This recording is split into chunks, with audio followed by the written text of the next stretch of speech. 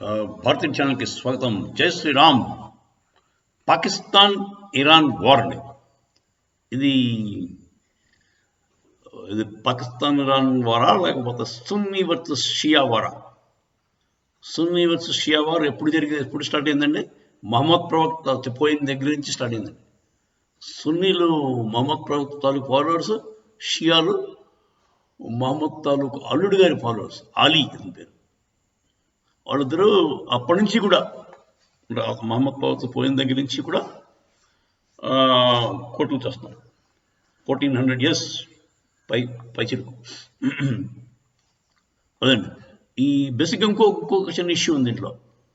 ఒక oil pipe line Iran నుంచి పాకిస్తాన్ మీదుగా మరి ఎక్కడికో వెళ్తుందో, మరి చైనా వాడి ప్రాజెక్ట్ ఏమో అది, వెళ్ళవలసిన అవసరం ఉందండి.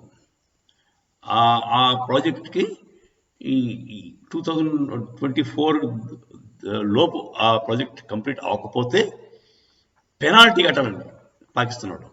ఎంత కట్టాలి?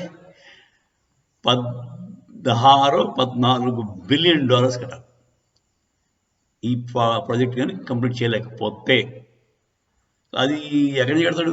పాకిస్తాన్ దగ్గర ఉన్న మొత్తం నిల్వలో 8-6 ఉన్నాయి ప్రస్తుతం $1 బిలియన్. వాళ్ళ ఫారెక్స్ రిజర్వ్స్ 8 బిలియన్స్ ఉన్నాయి. సో అది అవాయిడ్ చేయడానికని ఈ యుద్ధం స్టార్ట్ చేశాడేమో అని కూడా కొంతమంది అంటున్నారు. పాకిస్తాన్కి అనవసరంగా కావాలని కెలుకుంది.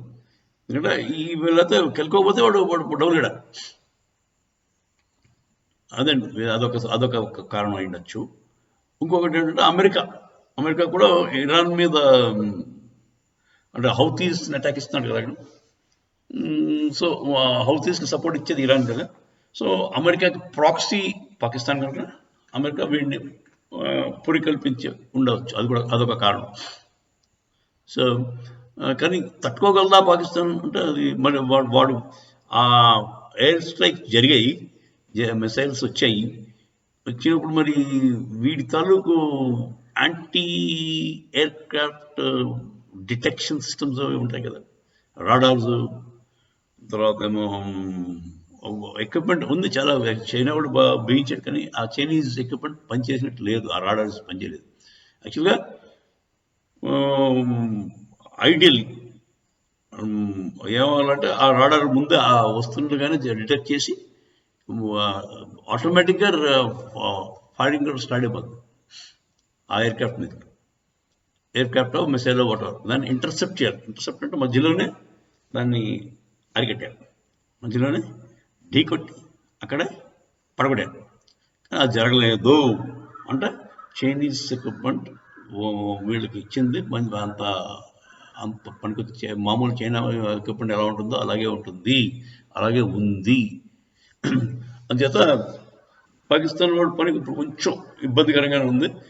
3 front వార్ ఆడుతున్నాడు. 3 front ఒకటేమో ఇప్పుడు ఇరాన్ తోటి, మన తాలిబాన్స్ అలాగే రోజు వచ్చి కొట్టిపోతున్నారు. అది కాకుండా ఇంటర్నల్గా బలూచ్ రెబల్స్, సింధ్ రెబల్స్ వాళ్ళు ఉన్నారు. మొత్తం 3-4 fronts లో పాపం పాకిస్తాన్ యుద్ధం చేయవలసిన పరిస్థితి. జై శ్రీరామ్.